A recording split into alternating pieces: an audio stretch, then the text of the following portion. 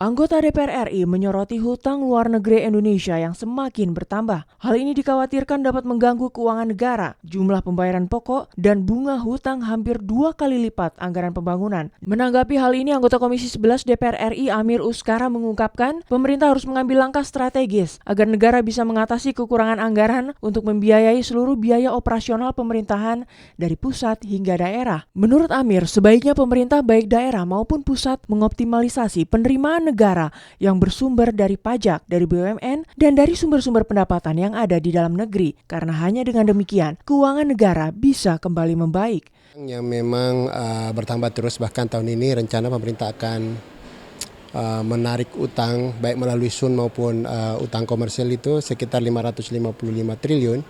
Pada prinsipnya kalau cuma untuk utang tidak masalah.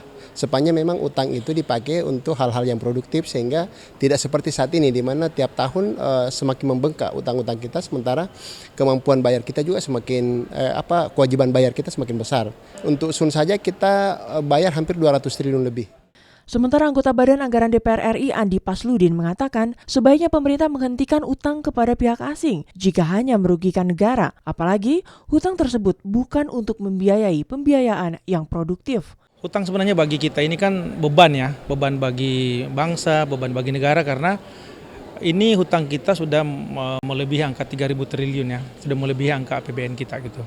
Oleh karena itu tentu kita berharap bahwa pemerintah harus berpikir bagaimana utang ini tidak terlalu bertambah secara signifikan gitu. Harus mencari sumber-sumber pembiayaan untuk pembangunan. Habibie dan Rifki, TVR Parlemen melaporkan.